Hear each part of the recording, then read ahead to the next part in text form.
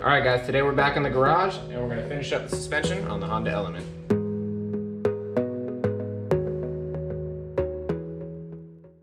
Alright, so if you caught the last video where I was changing the rear struts on the Honda Element, you noticed that the passenger side sway bar link was damaged, so I went ahead and ordered a pair of new ones as well as a pair of bushings for the rear sway bar.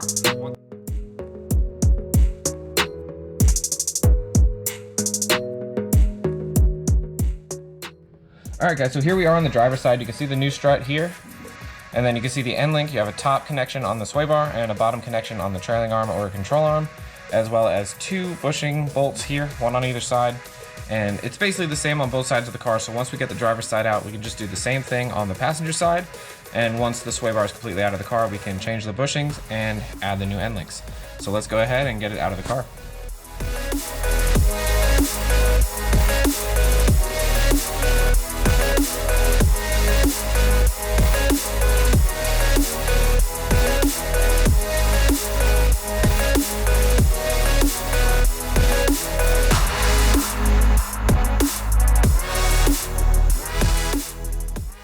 Alright, so I just want to stop and take a second. So if we look at this bottom link here, you might be able to see that there's a little Allen key on the inside here, a little hex.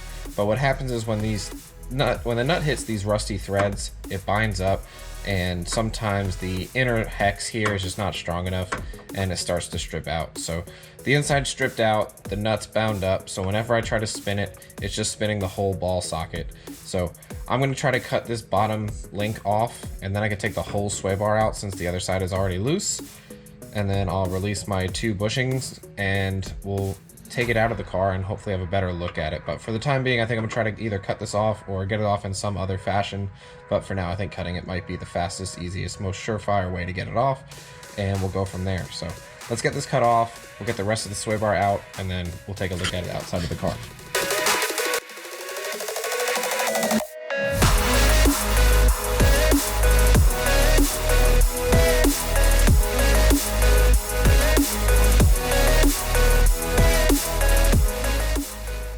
Alright guys, so you can see that we took the bushing off. It usually lives over here. So the bushing lives around the sway bar, and then you have a little collar that goes over it. That's pretty straightforward. But what we are going to take a look at is this end link. So I did have to cut the one side off, and you can see how loose this side is, but it just bound up on these threads. So the likelihood is I'll end up having to cut this side off as well.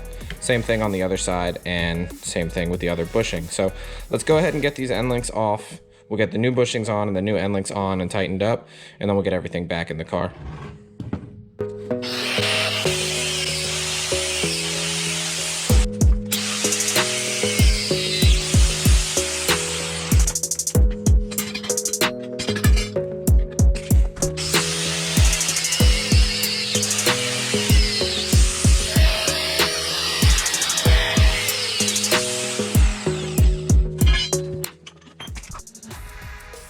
Alright guys, so we have our new stuff with our old stuff, and as you can see, so here's the old bushing with the collar compared to the new bushing. Everything seems to be the right size.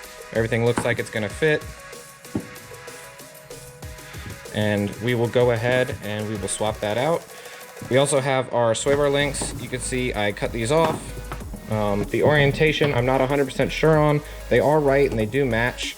They're obviously a set, so they're opposite of each other. But I don't know what the orientation is, so what I'm going to do is I'm going to take my new bushings and my sway bar and install it, and then I'll install the end links on the car. So let's go ahead and get that back in the car. So the bushings are super easy to install. There's going to be a slit on one side, so you're going to go ahead and wrap that around the sway bar, and then go ahead and install your collar over it. Repeat for both sides, and then you're ready to install it back in the car.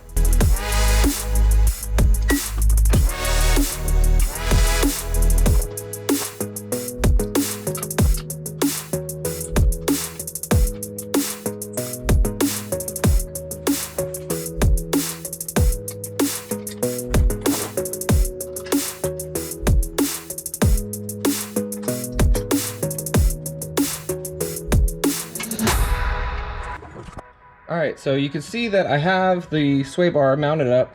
I haven't tightened down the bolts yet because I want to leave them a little bit loose so that if it needs to move a little bit I can. But now I want to focus on getting the end links in and make sure everything's straight and centered, and we'll go ahead and finish this up.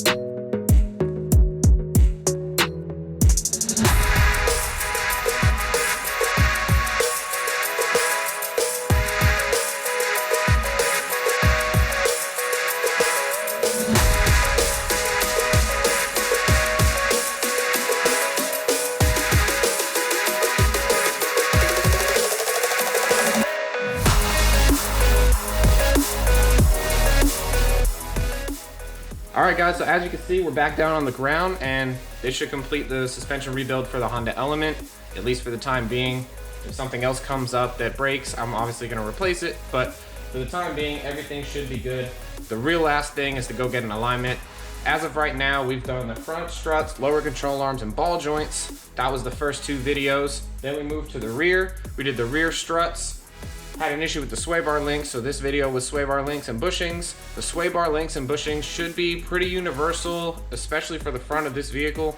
So that should pretty much cover 90% of the suspension. You have some little stuff like maybe some other bushings or a wheel bearing or something like that. But ultimately, if you wanted to go in and rebuild your whole suspension yourself, hopefully these videos helped. I have indexed all the videos, so they have chapters. If you want to go back and see something, you want to skip ahead in a video, check out the description. I also put all the item links that I use, especially if there's specialty tools or something I specifically bought for this build. I added them to the description. I've listed all the parts. You don't have to buy the parts that I buy. Sometimes I buy cheaper parts, sometimes I buy really nice parts.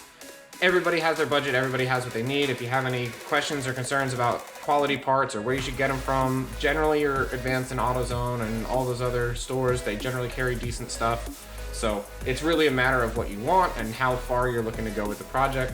So other than that, hope this was helpful. Please go back and watch some of the other videos if you missed it and you want to catch some of it. If not, stay tuned for the next videos, and don't forget to like, share, subscribe, and we'll see you next time.